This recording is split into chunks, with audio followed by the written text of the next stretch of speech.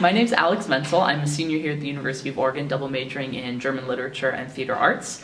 And although I was actually born in Cologne, Germany, and lived there till I was about 10 years old, I moved to Eugene after that. So I think at this point I'm pretty much a true Oregonian. So I've been very fortunate during my time here at the UVO that I've gone to do 2 study abroads. First, I went to London for 3 months on GEO's Theater in London program.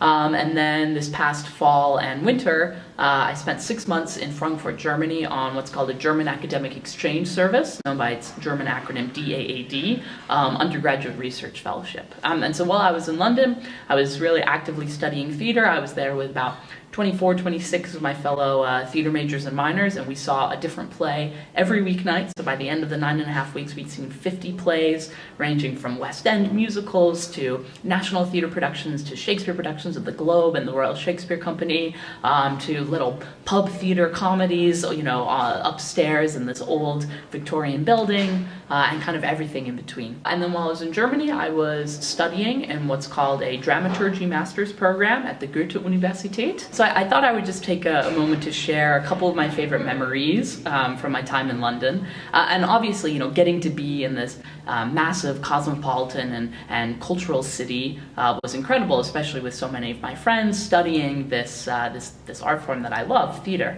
So as a whole, the program, of course, was fantastic, but there are a couple specific moments that really stand out. And I think the first one of those was just the initial production that we went to, one of our first nights there, was this dance piece called Betroffenheit. And in it, it tracked the kind of descent into grief and drug addiction of one of its co-choreographers and the writer of the sort of structure of the piece, who faced some pretty significant tragedy about 5 years prior to this piece's premiere.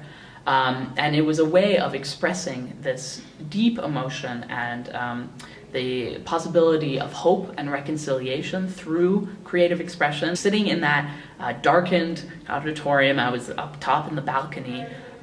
During the second act, I started crying, and throughout the entire hour-long second act, my eyes were never dry. And I think that made me really realize that the way I thought about theater and the way I thought about what I study here at the University of Oregon was a lot more impactful and could really make a much more significant difference either in someone's life personally or even on a socio-political level that I'd ever really considered before.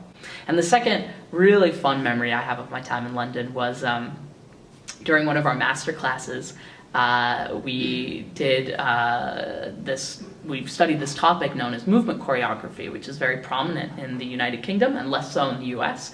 And in any production you have a director, and then you also have a movement director or a movement choreographer, and they work with the actors to really get at the heart of the physical movement of the character.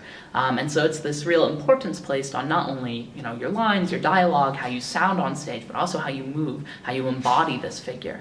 And we worked with this incredible woman, Polly, and she, after the end of the master class, kind of came up to me and said to me, you should really consider studying movement directing in the UK as a master's student, because I think you have a lot of potential. And to hear that from someone who was such a working professional did a ton for my self-esteem, and also made me think about ways in which I could use my theater degree that I'd never imagined previous to going abroad. And the kind of fun little coda to this is that Polly did the movement directing and the movement coaching with Rami Malek in his performance as Freddie Mercury in the movie Bohemian Rhapsody. So obviously I, like many, had quite a few reservations and worries before I went abroad. Whether it was something as prosaic as getting my credits transferred when I came back or being able to afford to go abroad. These were all really major issues. But in terms of, once I had the program kind of set up and I knew I was going, what were some of my major worries before I, flew out of Portland International Airport and landed. And I'm going to talk about my time in Germany because that was really something that scared me. I was going to be going to Frankfurt. I didn't know anybody there. I had never spent time in a country by myself, and I wasn't going to a GEO program, so it was just me. I had to arrange housing by myself. I was going to be starting to take these classes and do this thesis research at this university with nobody that I knew, and I was going to be doing this assistant directorship, internship at the Contemporary Theater. And so my major worry was, how am I going to honestly keep up on the work? How am I going to succeed at what I've laid out for myself at going abroad and doing it in a foreign country, in a foreign culture? How am I going to kind of rise to the occasion? And I think that, as amorphous as this advice may sound, what really did it was just buckling down and getting the work done every day. So I took each challenge that came my way, at first hour by hour, while I was still recovering from jet lag, etc., and figuring out how to navigate around the city. And then as I got a little bit more comfortable in Frankfurt, just day by day. So setting myself out a list and saying, okay, these are the things that I need to get done. Yes, there are all these bigger, macro scale tasks or objectives I want to achieve over the next month, week, months plural. But today, what is it that I need to hit? And just focus on that and getting that done. So I think there are many things that could shock you when you do go abroad, and things that one might find surprising or culturally different than what you're used to. But I want to focus briefly on something that I went through while I was in London particularly, and something that shocked me more about myself and shocked me about learning about this part of myself and learning how to navigate it, that was prompted by being abroad. So when I went to London, there was a big group of us, all in the theater major and minor, including the person that I was with at the time, my partner, and many of my friends, and we were all going to London as this big group, and I thought, I'm a theater major, I'm a very social person, I thought like the social scene would be great, and it's not something I would need to think about or would have much difficulty navigating.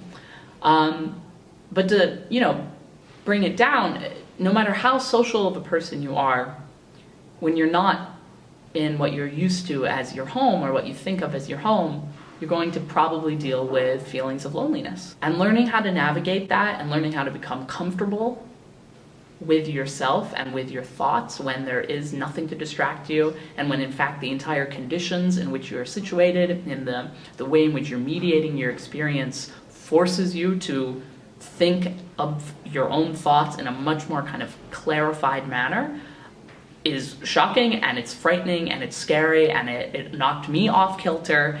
And figuring out how to deal with that was something that I didn't expect I would need to do. But the way that I dealt with it personally was leaning into that feeling rather than trying to drown it, or push it down, or tuck it away, or just ignore it. Instead, I leaned into it, and when I felt those, I would take the opportunity that I was in London in the spring with beautiful weather, and I would go by myself to, Hyde Park, or I would go to the Tate Modern, or I would go to a cafe or to a pub if it was later in the evening. And I just learned to sit and to reflect and consider, and learned how to become happy and not afraid of those thoughts. But over the course of those 9.5 weeks, it's not something I mastered by any means, but it's something that I grew to become a little bit more comfortable with. And I think that if, when you go abroad, that is something that you're facing with, trying to work at it and work on it and not ignoring it or pushing it away could be very valuable. And if that's something that you do best by yourself, as I did, then great. Or if that helps, if you do that best by reaching out to the faculty or to the people that you're on the program with, or maybe to people you're getting to know in this country, that's even better, then go for that. So there are different methods of dealing with this thing that may shock you, that you may experience when you go abroad. But I think the important thing is to work through it in whatever way is best for you rather than ignoring it. All right, thanks a lot for watching my video, guys. I really appreciate it. And again, my name's Alex. I work as an international peer assistant in the GEO office, and if you come by or send me an email, I'd love to talk to you. I'd love to help you out with the study abroad application process. Please come see me. I would love it.